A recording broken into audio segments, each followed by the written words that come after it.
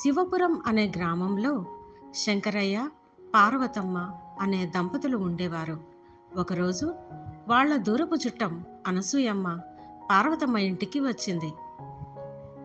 రా అనసూయ వదినా, చాలా రోజులయింది నిన్ను చూసి. అంతా కుశలమే కదా? వదినా, అంతా కుశలమే.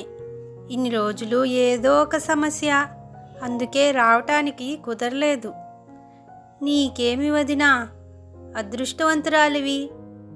అన్నగారికి రాజుగారి కొలువులో నౌకరియాయే. ఏ చీకు చింత లేదు. నీలా ఉంటే ఎంత హాయిగా ఉండేదో కదా. నిజమే వదినా, కానీ నాకు అన్నీ ఉన్నా సంతానం లేని బాధ వేధిస్తోంది. అపుత్రస్య గతిర్నాస్తి అన్నారు కదా. నాకు ఆ సంతాన భాగ్యం ఎప్పుడు కలుగుతుందో ఏమో. ఆ శివయ్య ఎప్పుడు కరుణిస్తాడో ఏమో.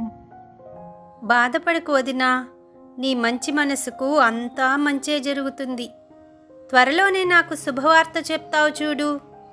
ఆ ఆశతోనే ఉన్నాను వదినా. కొంతకాలం తర్వాత శంకరయ్య, పార్వతమ్మ దంపతులకు పండంటి బిడ్డ పుట్టాడు. మనం చేసిన శివపూజల ఫలితమో ఏమో, నాకు పండంటి కొడుకు పుట్టాడు. నా తర్వాత నా అంతటి వాడిని చేయాలి వీడిని. అందము గుణము కలగలిసిన నా బంగారు తండ్రికి గుణవర్ధనుడు అని పేరు పెడతాం. ఏమంటావు పార్వతి? అలాగేనండి. చూడు పార్వతి, రాజుగారి కొలువులో నాకు క్షణం తీరిక దొరకదు. గుణవర్ధనుడి మంచి చెడ్డలు గమనించే అవకాశం నాకు లేదు. వాడిని క్రమశిక్షణలో పెట్టి ప్రయోజకుడిగా తీర్చిదిద్దే బాధ్యత నీదే. గుణవర్ధ విషయంలో అనవసర ఆందోళన చెందకండి. వాడిని లోకం మెచ్చే రీతిలో తీర్చిదిద్దే బాధ్యత నాది. మీరు నిశ్చింతగా ఉండండి. చాలా సంతోషం పార్వతి. నేను రాజుగారి కొలువుకి వెళ్ళి వస్తాను. వాడిని ఆ దంపతులు అల్లారు ముద్దుగా పెంచి పెద్ద చేశారు. గుణవర్ధనుడు చదువు పట్ల పెద్ద ఆసక్తి చూపించేవాడు కాదు. గురుకులానికి ఒకరోజు వెళ్తే ఒకరోజు వెళ్ళేవాడు కాదు. ఎప్పుడు ఆటపాటలతో గడిపేవాడు. అల్లరి చిల్లరిగా తిరిగేవాడు. గుణ, గురువుగారు నీ గురించి అడుగుతున్నారు. నువ్వు గురుకులానికి ఎందుకు రావట్లేదు? రాఘవ, నాకు విద్యాభ్యాసం చేయాలని లేదు. హాయిగా ఆడుకోవాలని, ఊరు తిరగాలని ఉంది. నేను రాను, కానీ నీవు వెళ్ళి బుద్ధిగా చదువుకో. శంకరయ్య గారు, శంకరయ్య గారు! ఆయన ఇంట్లో లేరు. రాజుగారి కొలువుకు వెళ్ళారు. ఏమి జరిగింది? మీ ఘారాన కొడుకు చూడండి, నా పొలంలోకి పశువును వదిలేశాడు. అమ్మా, మీ అబ్బాయి మా కోళ్ళని గంప కింద నుంచి తీశాడు. ఇప్పుడు నేను వాటిని మళ్ళీ ఎలా పట్టుకోవటం? మీ అబ్బాయి అల్లరి రోజు రోజుకు మితిమీరిపోతుంది. మీరే చెప్పండి, నేనేం చేయాలో. మీరు వాళ్ళ నాన్నకి ఇవేమీ చెప్పకండి. లేక లేక పుట్టిన బిడ్డ. నేను మందలిస్తాను. ఇక మీకు మా గుణ వల్ల ఏ ఇబ్బంది ఉండదు. సరే అమ్మా, మీ మొహం చూసి ఊరికే వెళ్తున్నాం. పదండి పదండి. అమ్మయ్యా, గండం గట్టెక్కింది. ఎలాగైనా గుణాకి నేనే నచ్చజెప్పాలి. కానీ వాని మీద నా ప్రేమ వల్ల మందలించలేకున్నాను. ఇక ఆ శివయ్యే దిక్కు. శివా శివా. కాలక్రమేణా గుణవర్ధనుడు చెడు స్నేహాలు అలవాటు చేసుకున్నాడు. తండ్రి జేబులో నుండి డబ్బులు దొంగలించేవాడు. ఒకరోజు శంకరయ్య, చూడు పార్వతి, నా చొక్కా జేబులో నుండి డబ్బులు ఏమైనా తీసావా? అవునండి, ఏదో అవసరం వచ్చి తీసుకున్నాను. మీకు చెప్పడం మర్చిపోయాను.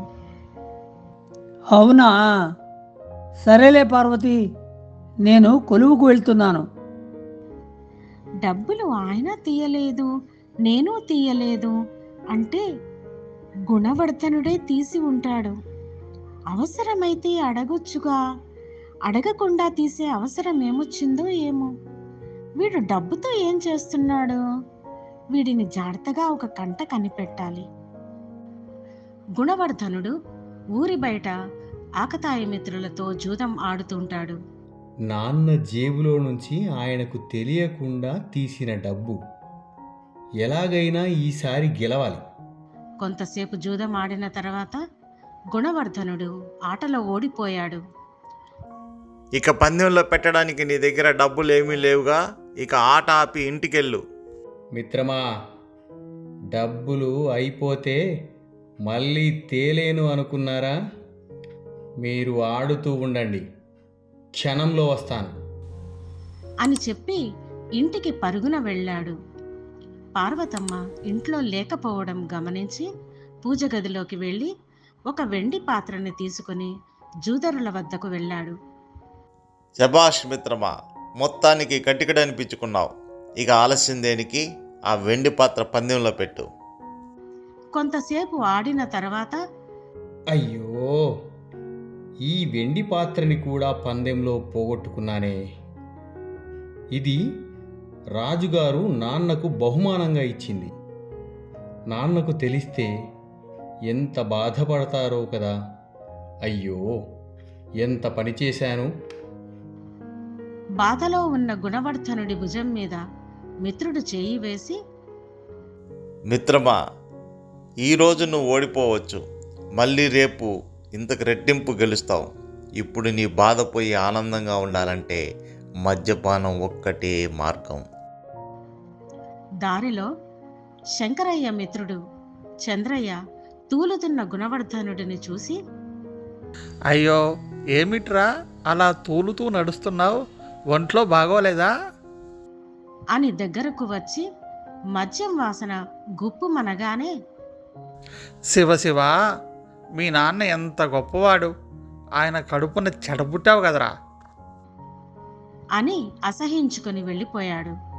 అమ్మా, బాగా అలసిపోయాను, ఆకలిగా ఉంది, భోజనం పెట్టు.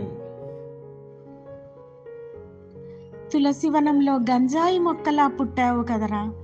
మీ తండ్రిది ఎంత గొప్ప వంశం అయినా నిన్ను అని ఏం లాభం? నువ్వు చెడిపోవడానికి కారణం నా అతి గారాభం.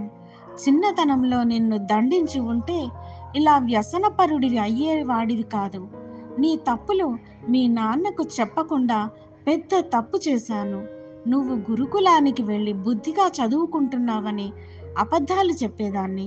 ఇప్పుడు నీ నిజ స్వరూపం మీ నాన్నకు తెలిస్తే తట్టుకోలేడు. నా బంగారు తండ్రి కదూ, ఇకనైనా మారరా నాయనా.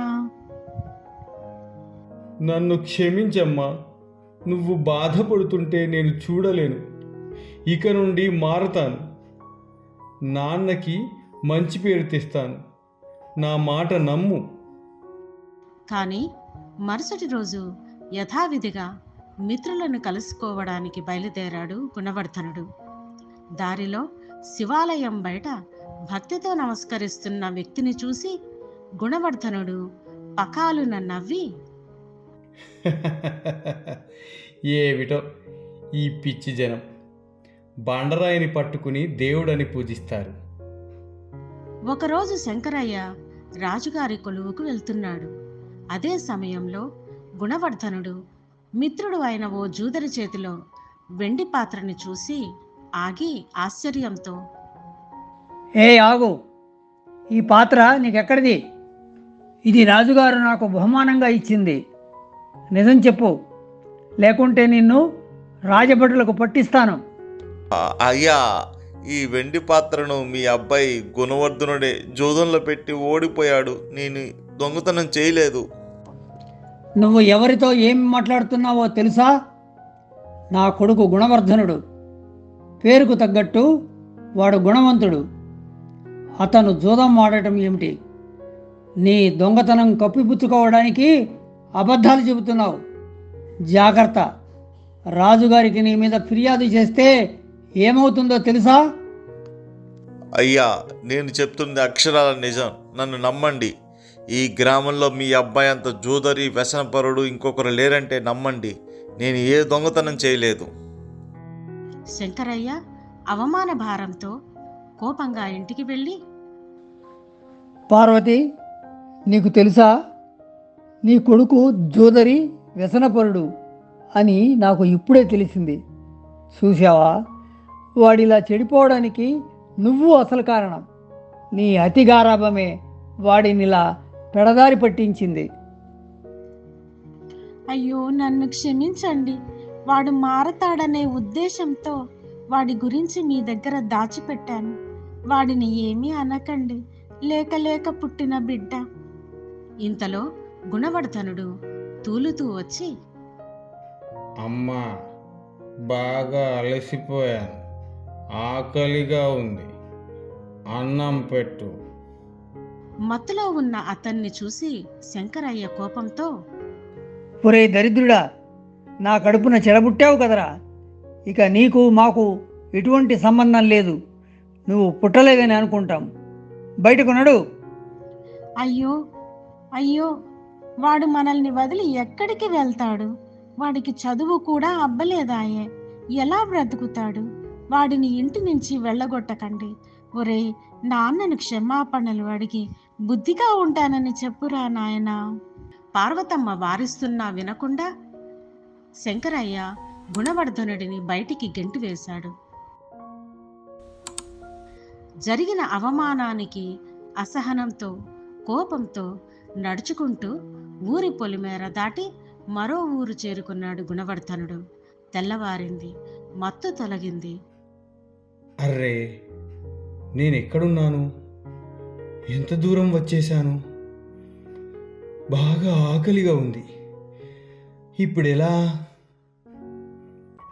అమ్మ దగ్గరికి వెళ్తే అంత బువ్వ పెడుతుందిగా, కానీ నాన్న ఇంట్లో నుంచి గెంటేశాడుగా. ఇక ఊరిలో నా మొహం ఎలా చూపించగలను? ఇక్కడే ఏదైనా పని చూసుకోవాలి. ఇంతలో ఒక ఆలోచన వచ్చి అక్కడే ఉన్న ఒక ఇంటికి వెళ్ళి, అమ్మా, అమ్మా, ఆకలిగా ఉంది, ఏదైనా తినడానికి పెట్టమ్మా.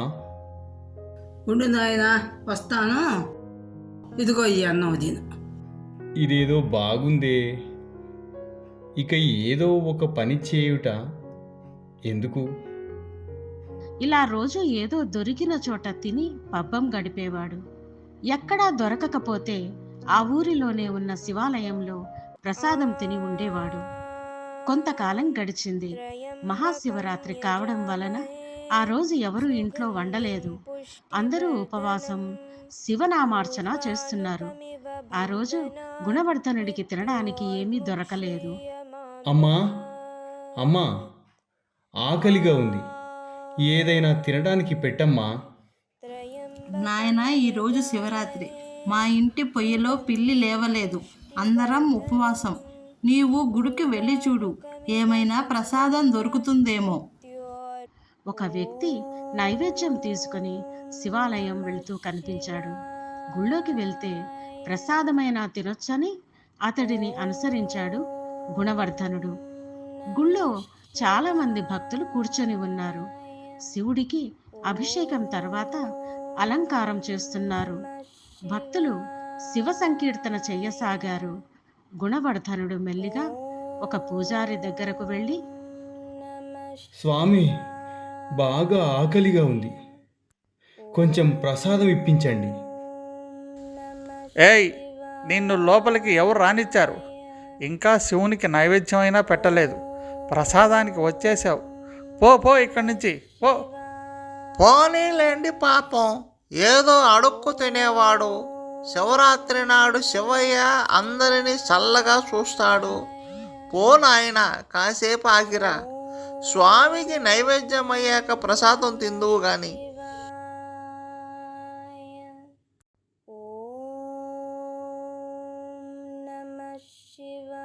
గుడి లోపల ఏం జరుగుతుందో తెలియలేదు.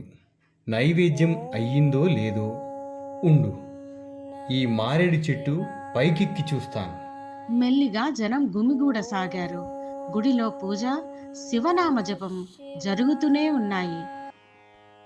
భజ విశ్వనాథం విశ్వంభరం భజ విశ్వనాథం విశ్వంభరం గంగాధరం దిగంబరం వరం గంగాధరం దిగంబరం వరం భజ విశ్వనాథం విశ్వంభరం భజ విశ్వనాథం విశ్వంభరం దమదమిత దమదమిత కృతడమరునాథం దమదమిత దమదమిత కృతడమరునాథం తకతకిత నాద మృదంగం తకతకిత నాద మృదంగం జన జన జన జనన శృతముఖరినాదం జన జనన జన జనన శృతముఖరినాదం పనిజని పరిమ పమరి వర వేద ఘోషం పనిజని పరిమ పమరి వర వేద ఘోషం భజ విశ్వనాథం విశ్వంభరం భజ విశ్వనాథం విశ్వంభరం గంగాధరం దిగంబరం వరం గంగాధరం దిగంబరం వరం భజ విశ్వనాథం విశ్వంభరం భజ విశ్వనాథం విశ్వంభరం వామాంగరూఢం వరశైలబాలం భస్మాంగదేహం రుద్రాక్షమాలం వామాంగరూఢం వరశైలబాలం భస్మాంగదేహం రుద్రాక్షమాలం గౌరంగ శ్రీరంగ ప్రజ్వలిత నేత్రం గౌరంగ శ్రీరంగ ప్రజ్వలిత నేత్రం గుహ గణప శ్రీనంది శృతనాడహారం గుహ గణప శ్రీనంది శృతనాడహారం శ్రీకృష్ణదాస దాసజ్జనప్రియం శ్రీకృష్ణదాస దాసజ్జనప్రియం భజ విశ్వనాథం విశ్వంభరం భజ విశ్వనాథం విశ్వంభరం గంగాధరం దిగంబరం వరం గంగాధరం దిగంబరం వరం భజ విశ్వనాథం విశ్వంభరం భజ విశ్వనాథం విశ్వంభరం. ఈ శివుడి వలన ఈరోజు ప్రసాదం కూడా దక్కేట్లు లేదు అనుకుంటూ చెట్టు కొమ్మలకు ఉన్న మారేడు ఆకులను తుంచి కింద వేయసాగాడు. రాత్రంతా ఆకలితో గుడిలోని శివనామ సంకీర్తనంతో తెలియకుండానే శివనామం చెప్తూ మారేడు ఆకులను తుంచి కింద వేయసాగాడు. తెల్లవారుజామున గుడి గంటలు గట్టిగా వినిపించాయి. అమ్మయ్యా, పూజ అయిపోయినట్లుంది. ఇక లోపలికి వెళ్ళి చూద్దాం, నైవేద్యం దొరుకుతుందేమో అనుకుంటూ గుడి లోపలికి వెళ్ళాడు. హఠాత్తుగా నైవేద్యం పాత్రను తీసుకుని బయటకు పరిగెత్తాడు గుణవర్ధనుడు. అంతలో గుణవర్ధనుడి కాలు ఒక భక్తునికి తగిలింది. దొంగ దొంగ పట్టుకోండి పట్టుకోండి. భక్తులందరూ గుణవర్ధనుడిని వెంబడించారు. గుణవర్ధనుడు వారి నుంచి తప్పించుకోవడానికి శివాలయం చుట్టూ తిరగసాగాడు. ఇదిగో దొంగ ఇక్కడున్నాడు, పట్టుకోండి పట్టుకోండి. గుణవర్ధనుడు వారి నుంచి తప్పించుకోవడానికి శివాలయం ప్రహరీ గోడ దూకాడు. అయ్యో, ఎంత దురదృష్టం! వీడి తలకి ఒక రాయి తగిలి చనిపోయాడు. దురదృష్టమో అదృష్టమో ఎవరికి తెలుసు. పదండి పదండి. వెంటనే అతన్ని తీసుకుని వెళ్ళడానికి యమభటులు శివభటులు వచ్చారు. శివభటులను చూచి ఆశ్చర్యంతో, వీడు మహాపాపి, జోదరి, వ్యసనపరుడు, దొంగ, అంతేకాకుండా కన్న తల్లిదండ్రులను క్షోభ పెట్టినవాడు. వీడిని నరకలోకం తీసుకుపోవడానికి మేము వచ్చాం. మీరు ఇక్కడికి వచ్చారేంటి? వీడు ఎన్నో పాపాలే కాదు, కొన్ని పుణ్యాలు కూడా చేశాడు. అందుకే వీడిని తీసుకెళ్ళడానికి మేమొచ్చాం. ఇది శివాజ్ఞ, మమ్మల్ని తీసుకెళ్ళనివ్వండి. ఏంటి మీరనేది? వీడు పుణ్యాలు చేశాడా? ఏది, మచ్చుకు ఒక పుణ్యం చెప్పండి చూద్దాం. యమభటులారా, ఈరోజు మహాశివరాత్రి. ఈరోజు వీడు ఆహారం తినలేదు, అంటే ఉపవాసమున్నాడు. రాత్రంతా మేలుకొని ఉన్నాడు, అంటే జాగారం ఉన్నాడు. శివుడి అభిషేకం చేశాడు, శివుడి సంకీర్తన విన్నాడు, చేశాడు. అంతకు మించి వీడు తుంచివేసిన మారేడు దళాలు చెట్టు కిందనే ఉన్న శివలింగం పైన పడి తెలియకుండానే మారేడు దళాలతో శివార్చన చేశాడు. శివాలయం చుట్టూ పరిగెత్తడం వలన 3 సార్లు గర్భగుడి చుట్టూ ప్రదక్షిణ చేశాడు. ఈ పుణ్యాలు చాలవా? ఇక ఇతన్ని కైలాసానికి తీసుకెళ్ళడానికి? వీడికి ఆహారం దొరకలేదు కాబట్టి ఉపవాసం ఉన్నాడు. నైవేద్యం కోసం ఎదురు చూస్తున్నాడు కాబట్టి జాగారం చేశాడు. సమయం వెళ్ళబుచ్చడానికి మారేడు దళాలను తుంచివేశాడు. ప్రాణభయంతో శివాలయం చుట్టూ పరుగులు తీశాడు. ఇవి కూడా పుణ్యాలేనా? మీకు తెలియనిదేముంది? శివుడు బోలాశంకరుడు. నెత్తిన చెంబుడు నీళ్లు పోసి ఒక మారేడు దళం వేస్తే చాలు, ఒక్కసారి శివా అని స్మరిస్తే చాలు, కొండంత వరాలు ఇస్తాడు. తెలిసి చేసినా తెలియక చేసినా పుణ్యం పుణ్యమే. గుణవర్ధనుడిని కైలాసం తీసుకుని రమ్మని మహాశివుడు మమ్మల్ని పంపించాడు. మీకు ఇక్కడ పనేమీ లేదు, మీరు మీ లోకానికి వెళ్ళిపోండి. వెంటనే యమభటులు మాయమైపోయారు. శివభటులు గుణవర్ధనుడిని తీసుకొని కైలాసం వెళ్ళిపోయారు. శివ శివ అంటే చాలు సకల పాపాలు పోతాయి.